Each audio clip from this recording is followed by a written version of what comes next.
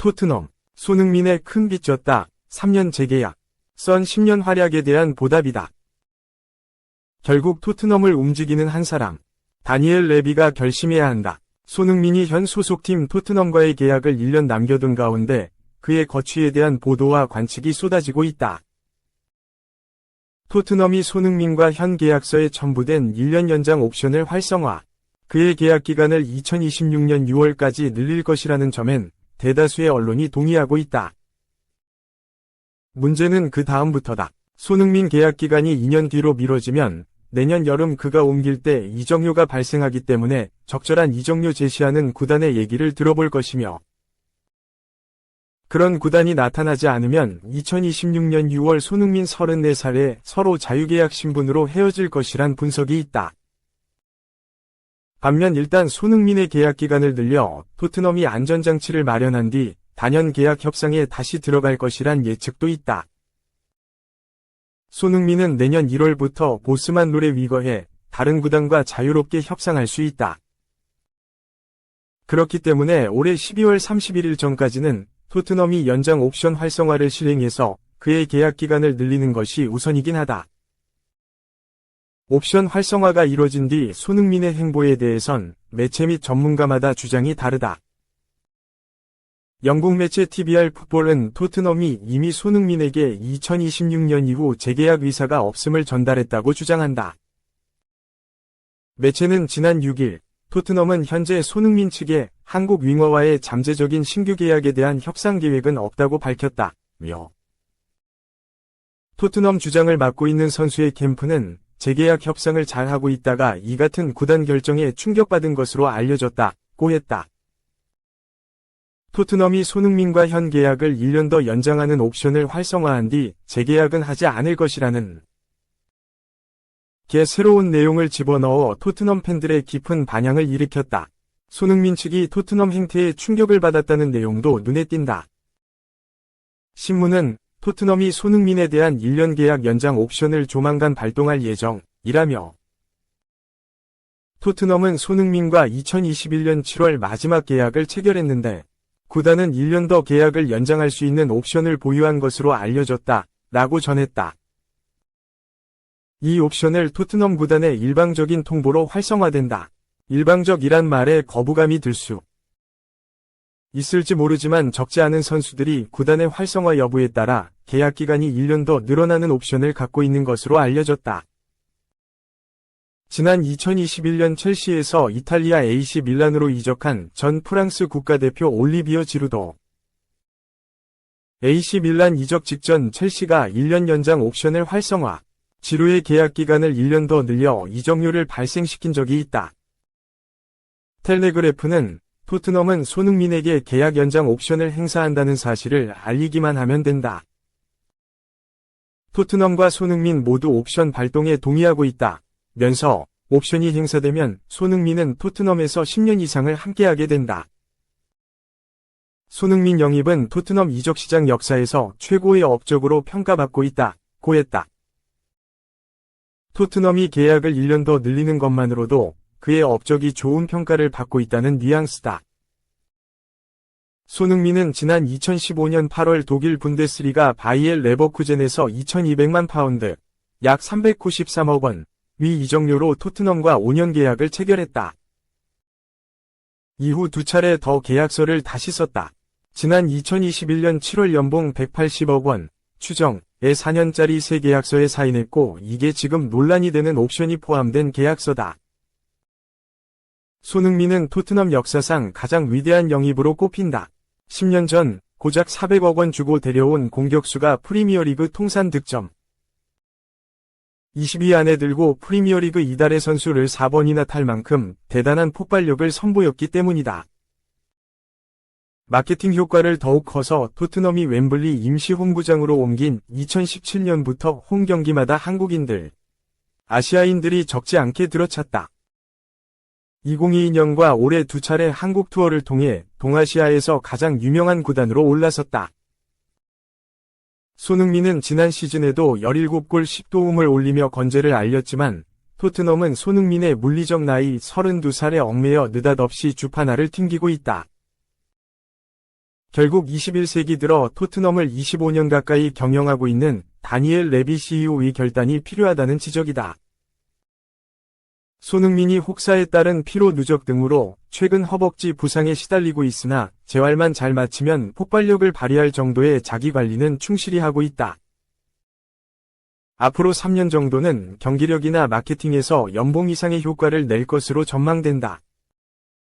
스피드는 다소 줄어들 수 있지만 손흥민은 지난 시즌부터 이 선에서 동료들에게 찔러넣는 침투 패스, 이른바 찬스메이킹의 탁월한 소질을 드러내고 있다. 축구의 새로운 윤을 떴다는 뜻이다. 미국 유력 경제 매체 포브스도 최근 토트넘은 손흥민에 큰 빚을 졌다. 과연 계약을 연장할까? 라며 손흥민의 지난 10년을 높게 평가했다. 이제는 토트넘이 답할 차례다. 2. 초대형 재계약, 안길까? EPL에도 등장한 17세 초신성 오른쪽 화살표. 이미 1군과 동등한 급여 인상 준비. 영국의 팀토크는 9일 한국 시각 아스널이 EPL 신동과 막대한 새 계약 협상을 시작했다라고 보도했다. 팀토크는 에단 은하네리는 올 시즌 미켈 아르테타 감독의 1군 선수로 자리매김했다. 구단은 새 계약을 통해 그가 팀에 얼마나 중요한 선수인지를 보여주고자 한다라고 전했다. 어린 나이부터 두각을 나타낸 은하네리는 지난 2022년부터 1군 훈련에도 점차 참여 횟수를 늘려갔고 잉글랜드 프리미어리그 EPL에 데뷔하며 역사를 새로 썼다. 그는 2022년 9월 브렌트포드전에 교체 출전하며 EPL 역대 최연소 출전, 만 15세 181일 기록의 주인공이 됐다. 지난 시즌을 앞두고는 미켈 아르테타 감독의 선택을 받으며 2007년생이라는 어린 나이에도 불구하고 1군 선수들과 함께 프리시즌 투어에 참여했다. 이후 지난 2월에도 웨스트햄을 상대로 출전하며 EPL 경기 경험을 쌓았다. 당시 아스널 1군 선수들은 SNS를 통해 은하네리의 출전을 축하하며 찬사를 쏟아내기도 했다. 글로벌 축구 매체 골닷컴 선정 NXGN 2024에서 41위에 선정되며 재능을 인정받기도 했다. 당시 은하네리는 아스널에서 주전이 되기 위한 모든 자질을 갖춘 선수라는 평가를 받았다. 최근 축구계를 휩쓸고 있는 라민 야말과 같은 2007년생이기에 성장만 한다면 돌풍에 합류할 선수라는 기대도 컸다.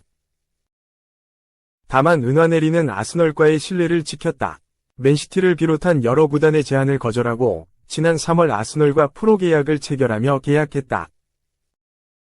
은하네르는 당시 이런 날이 언제 올지 늘 고민하고 고대했는데 오게 되어 기쁘다. 계약은 고민할 필요도 없었다. 이곳은 나의 가족이자 집처럼 느껴진다. 라고 계약 소감을 밝혔다. 이후 은하네리는 1군 리그 경기에도 출전하며 조금씩 기회를 늘려갔고 9월 볼턴과의 리그컵 경기에서 아스널 1군 데뷔골까지 터뜨렸다. 최근에도 꾸준히 기회를 받으며 활약 중이다. 팀토크는 아스널은 그를 다른 1군 선수들과 동등한 수준으로 끌어올리기 위해 상당한 급여 인상을 포함한 새 계약을 체결할 준비가 됐다. 아르테타 감독은 은하네리에게 깊은 인상을 받았다라고 설명했다. 아스널에도 17세 특급 재능이 성장 중이다. 아스널의 재계약 결단이 잠재력 폭발로 이어질 수 있을지도 귀추가 주목된다. 3. MLS 역사상 가장 큰 이변, 메시 시즌 끝났다. 피오 충격 탈락, 9위 팀의 2에서 3 충격패. 인터 마이애미는 10일, 한국 시간, 미국 플로리다주 포르 로더데일 체이스 스타디움에서 열린 2024 시즌 미국 메이저리그 사커, MLS, 컵 플레이오프 1라운드 3차전에서 애틀랜타 유나이티드에 2에서 3으로 졌다. 3전 2선승제에서 1승씩 나눠 가졌던 인터 마이애미는 이날 패배로 2라운드 8강 진출이 좌절됐다. 인터 마이애미는 승점 74점으로 동부 컨퍼런스에서 우승했다. 1번 시드로 나선 플레이오프에서도 압도적인 우승 후보로 꼽혔으나 와일드카드로 플레이오프에 오른 동부 컨퍼런스 9위 애틀랜타 유나이티드의 덜미를 잡혔다. ESPN은 인터 마이애미는 미국 메이저리그 사커 플레이오프 역사상 가장 큰 이변의 희생양이 됐다 고 놀라워했다. 인터 마이애미의 플레이오프 탈락과 함께 메시의 이번 시즌도 마무리됐다. 인터 마이애미는 전반 17분 마티아스 로하스의 선제골로 앞서갔지만 2분 만에 동점골을 허용했다. 이어 2분 뒤 역전골까지 내주면서 1에서 2로 끌려간 채 전반전을 마무리했다. 메시는 후반 20분 헤더로 득점하면서 2에서 2 균형을 맞췄다. 하지만 후반 31분 애틀랜타 유나이티드 바르토슈 슬리시가 다시 앞서가는 골을 넣었고 이 득점이 결승 득점으로 이어졌다. 지난해 인터 마이애미에 입단한 메시는 하위권을 전전하던 인터 마이애미를 강팀으로 바뀌었다. 지난해 리그스컵, 미국, 캐나다, 멕시코 클럽 참가, 우승으로 구단 역사상 첫 우승 트로피를 안겼고 이번 시즌엔 새로 가세한 루이스 수아레스와 함께 정규리그 우승팀에게 주어지는 서포터스 실드를 들어올렸다. 34경기 중 19경기에만 출전했는데에도 20골 16도움으로 경기당 1개가 넘는 공격 포인트를 쌓는 기염을 토했다. 메시와 수아레스를 앞세운 인터 마이애미는 79득점으로 단일 시즌 최다 득점 신기록까지 세웠다. 79득점 중 40득점을 메시와 수아레스가 합작했다. 이러한 활약으로 메시는 이번 시즌 강력한 MVP 후보로도 꼽힌다. 1000분 이상 소화해야 주어지는 MVP 후보 자격도 충족하면서 수아레스, 쿠추오 에르난데스, 크리스티안 벤테케 등과 후보에 올랐다. 팀 동료 조르디 알바는 난 메시가 도전할 수 있는 모든 상을 받을 자격이 있다고 생각한다. 그가 세계 최고 선수라고 생각한다. 며 그가 MVP를 받을 것이라고 확신한다.